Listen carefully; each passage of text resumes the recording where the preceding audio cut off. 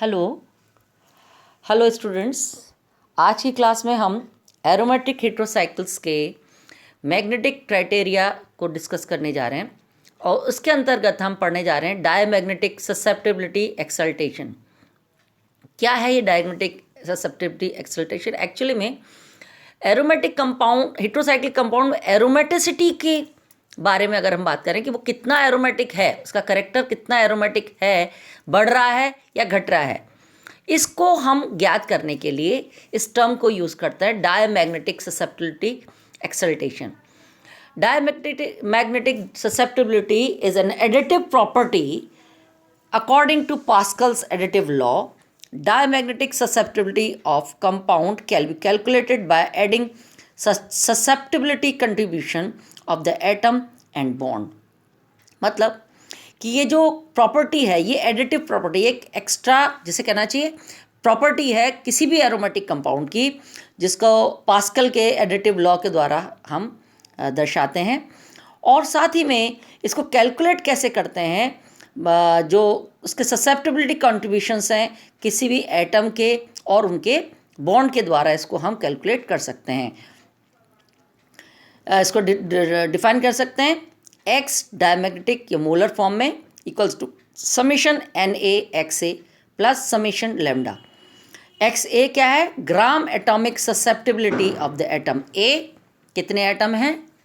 Suppose ए हैं तो ग्राम के अंदर उनकी एटॉमिक ससेप्टिबिलिटी कितनी है, that is denoted by X A. N A क्या है?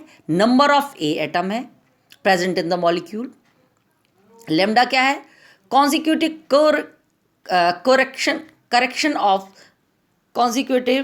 correction of certain bond types depends upon the nature of bonding between the atoms।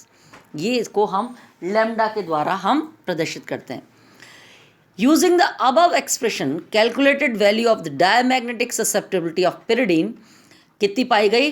Comes out to be 35.8 into 10 to power minus 6 CGS unit, while the experimental value यानी calculated value कितनी है? 35.8 into 10 to power minus 6 और experimental value is found to be 49.2 into 10 to power minus 6। काफ़ी अंतर है।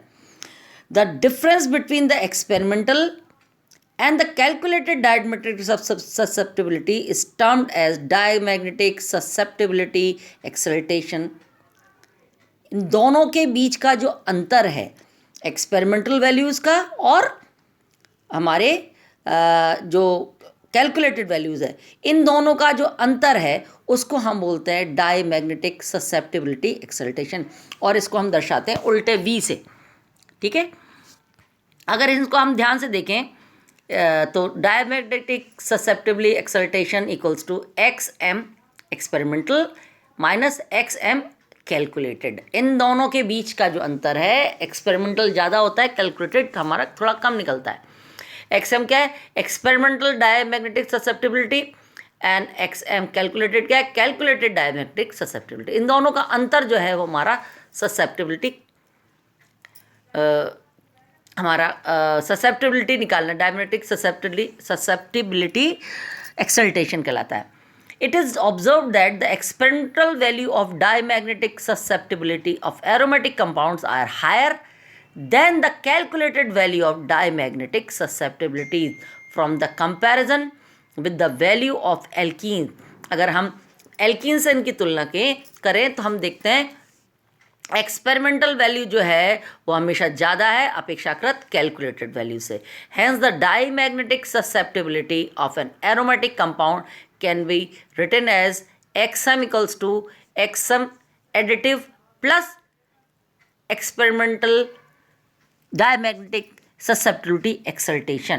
इसको हम plus करते हैं बिकॉज हमारा जो xm है वो हमारी एडिटिव प्रॉपर्टी है। इसको हम एक्सल्टेशन के वाली यानी डायमैग्नेटिक ससेप्टिबिलिटी एक्सल्टेशन के साथ ऐड करते हैं, तब हम इसको हम आसानी से निकाल सकते हैं किसी भी एरोमेटिक कंपाउंड की।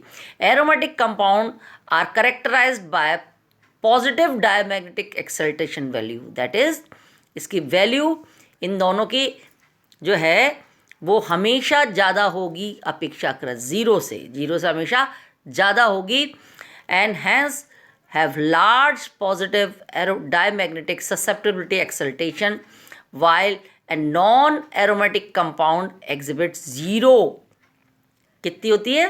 लगभग जीरो के। तो डायमैग्नेटिक ससेप्टिबिलिटी एक्साइटेशन अगर जीरो के बराबर है तो वो कंपाउंड नॉन एरोमेटिक कहलाएगा। The diamagnetic susceptibility excitation is said to be related with the characteristic aromatic character of the aromatic compound and form a basis of criteria of aromaticity। यानी कुल मिला के जो ये एक्साइटेशन पढ़ रहे हैं हम, डायमैग्नेटिक ससेप्टिबिलिटी एक्साइटेशन, ये एक्चुअली में किसी भी एरोमेटिक कंपाउंड का एरोमेटिसिटी प्राप्त करने का, ज्ञात करने का एक क्राइटेरिया है कि अगर वो ज़्यादा है, पॉजिटिव है, तो compound is found to be aromatic, और अगर ज़ीरो है तो वो कंपाउंड नॉन एरोमेटिक कहलाएगा।